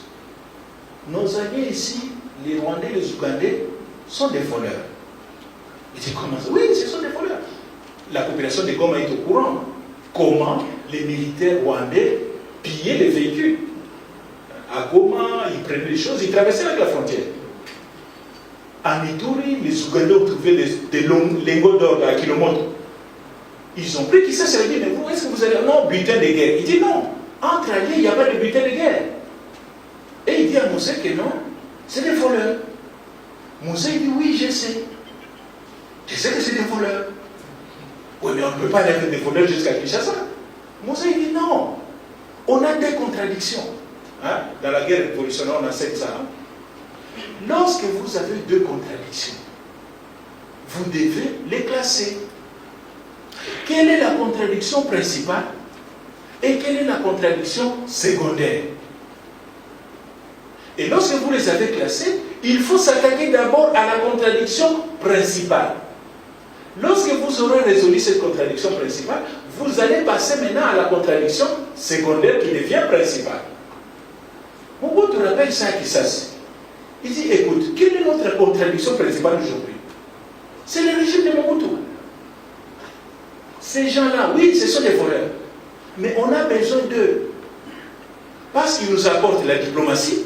Hein, à l'époque, on le sait très bien. Hein, tous les pays, les Américains, l'Afrique du Sud, même si l'Afrique du Sud faisait semblant, en essayant de jouer les neutres, mais on savait que l'Afrique du Sud soutenait cette opération.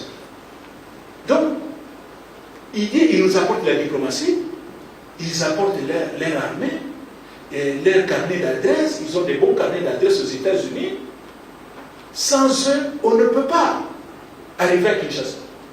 Arrivons d'abord à Kinshasa et on va s'occuper d'eux. Ça, c'est Laurent Désiré Kabila. Kissa Sengadou, très impulsif, lui, il pense que non, il faut régler les problèmes maintenant. La conséquence, 2 jours après, Kissa Sengadou est abattu dans le parc d'événements.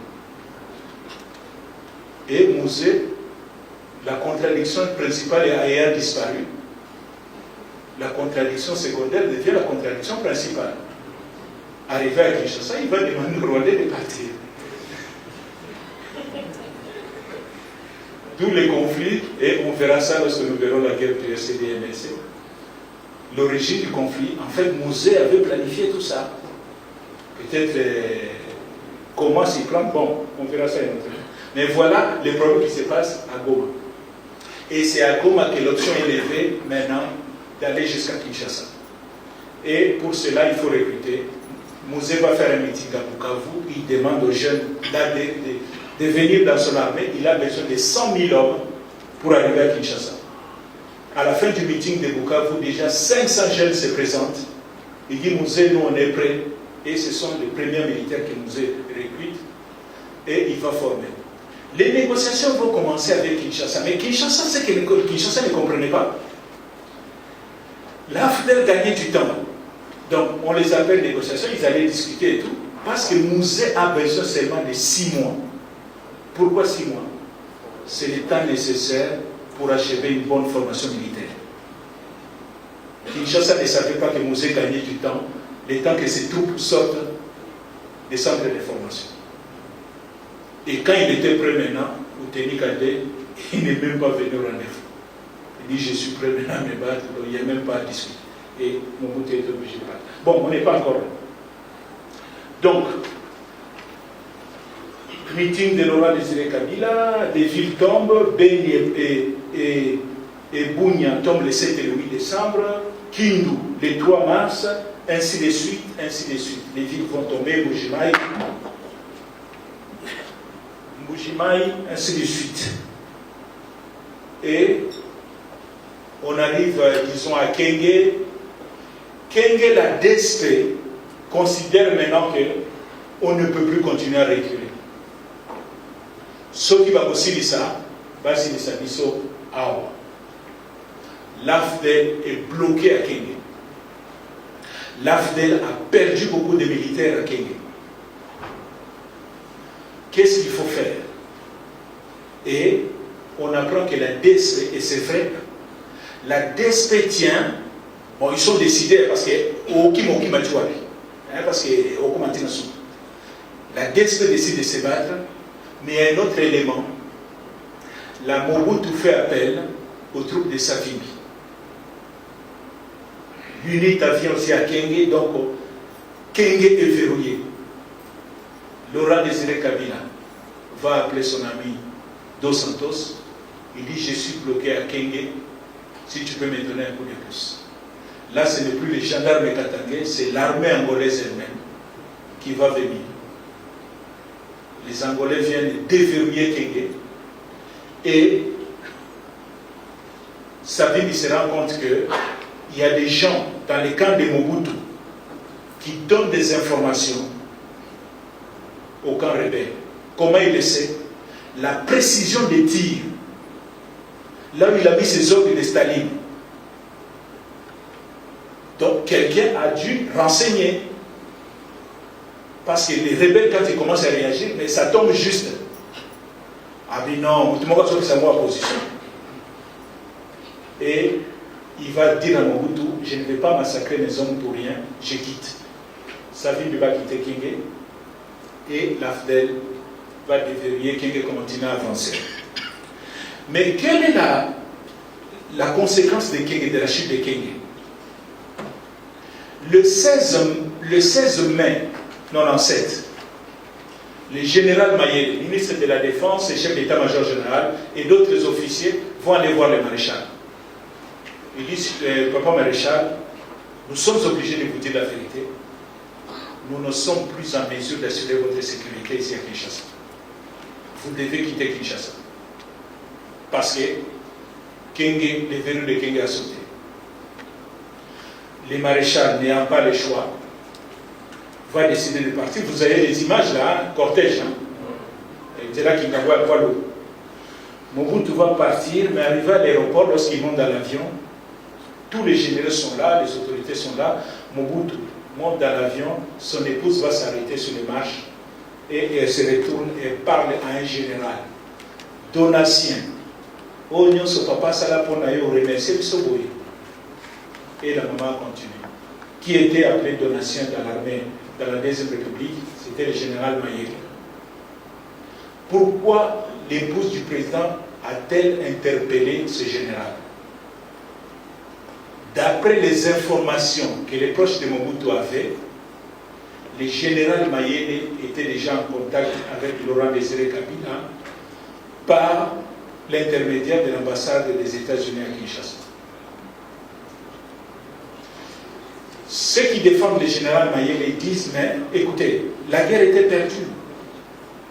Pourquoi sacrifier des vies innocentes à Kinshasa en lançant une guerre dans la ville de Kinshasa? Donc ceux qui considèrent le général Mayele comme un héros ont dit: il a protégé les Kinois. Parce que s'il y avait la guerre dans la ville de Kinshasa, il allait y avoir des milliers de morts. Ceux qui considèrent le général Mayele comme un traître considèrent qu'il a trahi le maréchal en entrant en contact avec Mouzé. Mais les autres me disent aussi: Mouzé aussi avait un plan en tête. Puisqu'il n'est pas sûr des amis avec qui il vient. Le plan de Mouzé était qu'on arrive à Kinshasa. Le grand général qui est là-bas, qui est patriote nationaliste, c'est Mayele. Je récupère Mayele, chef d'état-major général de mon armée, tout changer les ballons de face. Mais l'homme propose.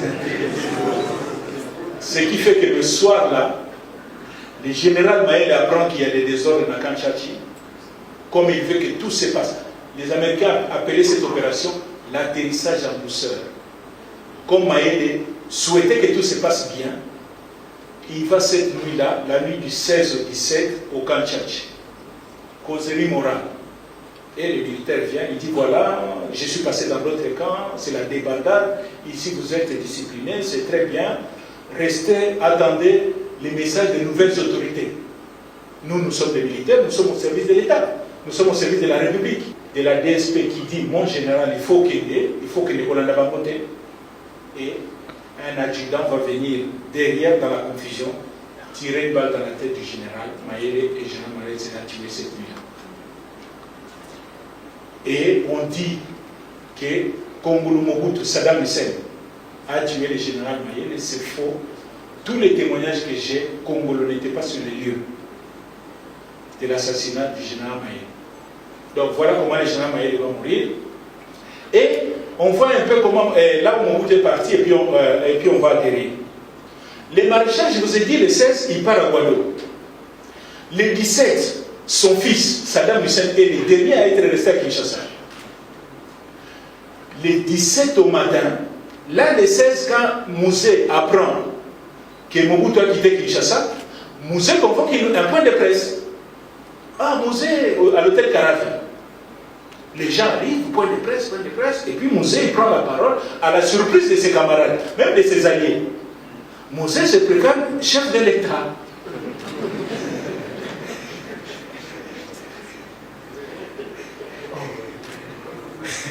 Donc, Mouzé devient président de la République. Mobutu arrive à Guado. Saddam Hussein, son fils, récupère quelques membres de la famille qui étaient restés ici, entre autres la grande sœur de Mobutu, Maman Francesca, la femme du général Bolosi. Je crois qu'on avait oublié. Azui Tata Mwasi, oui. Azui Tata Mwasi, et Kano Rapide, il traverse. Arrivé à Brazzaville, Saddam Hussein appelle son père à Guado.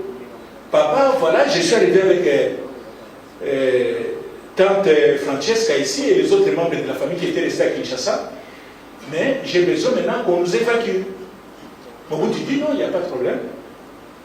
Envoyez l'avion, parce que Mobutu avait l'avion officiel. Et les pilotes disent non, mon côté pour on a besoin d'un peu de carburant. Maman Boubi Ladacho, il avait donné 13 000 $. Carburant n'a pas fait.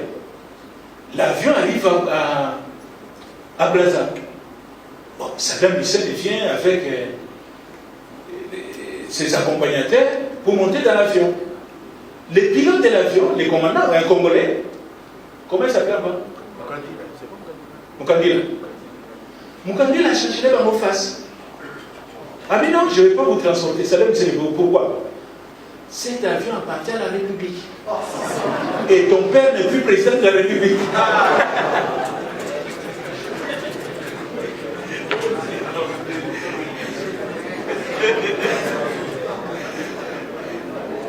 Je vous dis que les gens changent vite.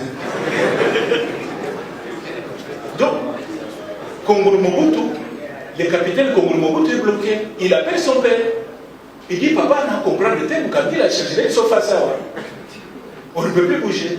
Maréchal était obligé d'appeler son ami Yadema. Et c'est Yadema qui va envoyer un autre avion qui va récupérer son fils et sa famille pour les amener à Lomé. Maintenant, le maréchal est à Guadeloupe. Et ces hommes, le capitaine Ngani, il dit, bon, on est avec les chefs ici, je dois quand même patrouiller un peu, savoir la situation. Et il va vers Guadeloupe vers Mobile, la route de Mobile.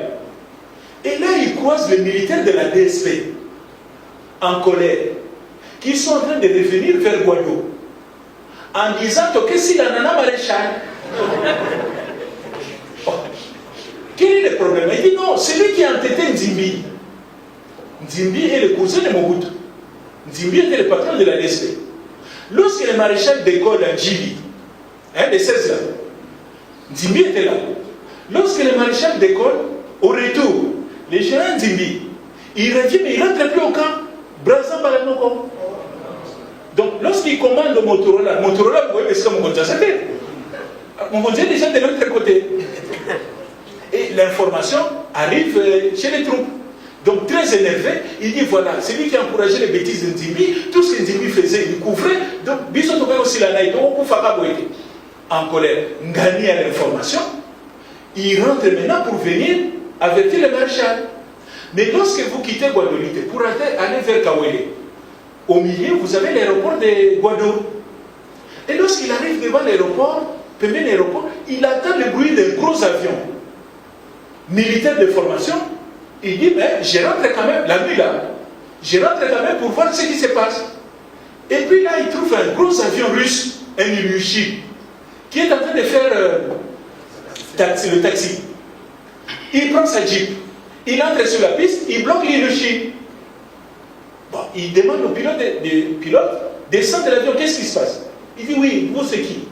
Il dit, non, nous on nous a envoyé, on est venu chercher le matériel de Savimbi. Savimbi, lors des négociations, hein, les traités de paix et tout, on dit, on ne sait jamais quel est fait l'homme. Il faut dire à moi un stock à réserve. Donc il avait caché des armes à Guadeloupe. Lorsqu'il apprend maintenant que la situation se dégrade, Guadeloupe est tombé, il dit, je dois récupérer mon matériel. Il envoie l'avion. Donc l'avion est venu chercher le matériel. Il y a une unité, non, vous ne pouvez pas décoller. Les Russes ont dit, mais pourquoi? Il dit, non, j'ai le président de la République ici, vous êtes le seul avion disponible. Donc le chef ne peut pas rester ici sans avion. Comment, en cas de difficulté, comment je l'évacue? Mais on est allé sauter bien, et là, petit Naïmo va s'arriver à charger déjà mon document. Quand tu cherches mon document, même Paris va comprendre. Il m'a envoyé sérieux.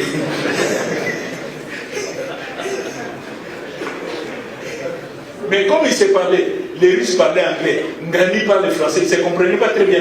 Makelele la Mundo qui quand même.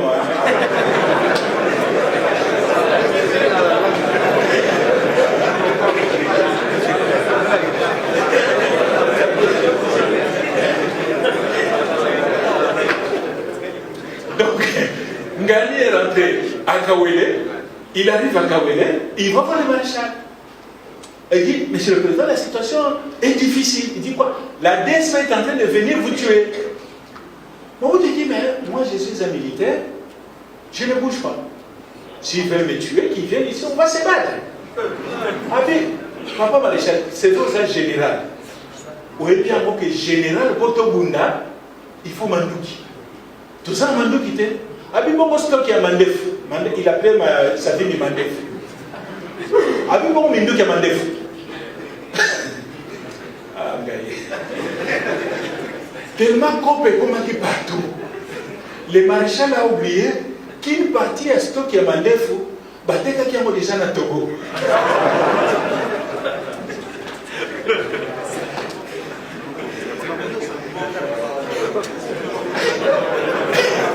Ah oui, mais. Mon côté. Matériel, il y a Mandef qui est à Togo déjà.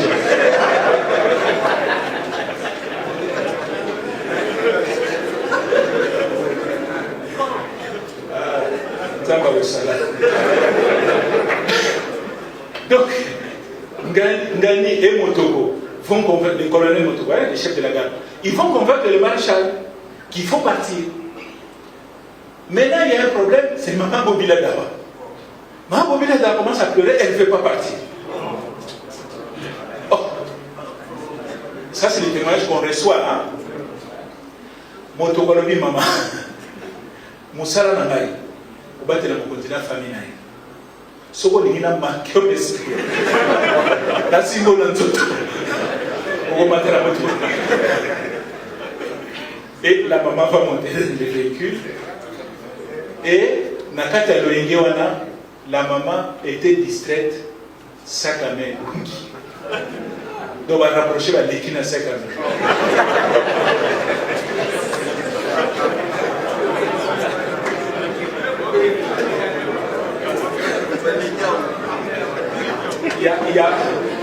Il y avait certainement de l'argent, mais ce n'était pas ce le plus important. Le plus important, c'était les passeports du maréchal n'a visa à France. Donc, Tirkuna, et c'est comme ça qu'on les amène, ils entrent avec... Nzanga Mobutu était là. Ils montent. Maintenant, l'Indochine, c'est un cargo. Un cargo, il n'y a pas de siège. Cargo, même en marchandise. Il n'y a pas de siège. Maréchal est très affaibli. Qui t'es comment on fait? Inspiration. Beaucoup de ça, Mercedes Nakati. Maréchal a voyagé assis dans sa voiture. Dans l'avion cargo. Maintenant, lorsque les maréchals montent dans le cargo, les troupes de la DSP, au Bandekoya, ils arrivent à l'entrée de l'aéroport. Comme ça, c'est son maréchal à côté.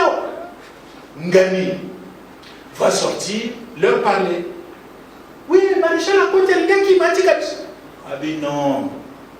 On les a repris stratégiques. Mais Bino, vous avez un militaire, maréchal, a un souci. Il a votre souci. Je viens de la résidence. Il a laissé à votre commandant prime de guerre Nabino. Ngani dit je suis croyant, je suis chrétien, mais ce jour-là j'ai été obligé de mentir. Abi, il a laissé beaucoup d'argent là-bas pour nous motiver Bino, tout reprendre les mitons. Les militaires congolais voyaient bien Mario qui m'a malade.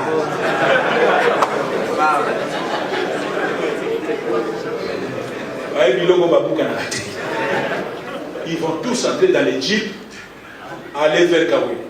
Et l'avion va prendre le temps de commencer à décoller. Mais il y a toujours un petit malin là qui ne croit pas à l'histoire.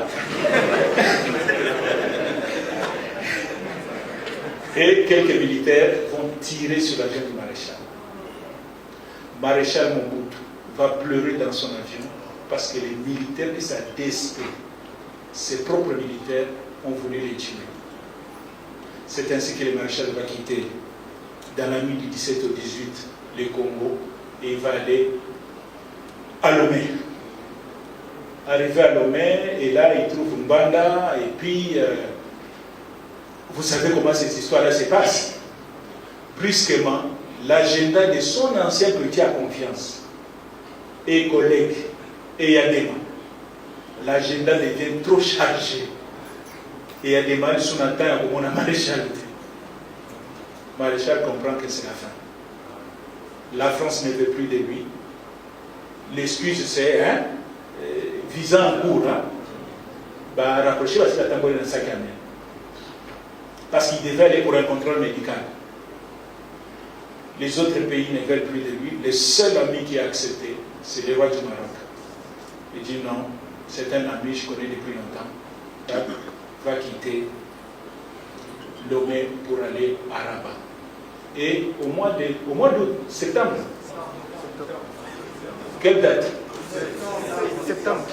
Le 7 septembre 1997, la nouvelle nous arrive. Joseph Désiré Mobutu. Il est devenu le maréchal Mobutu Sese Seko.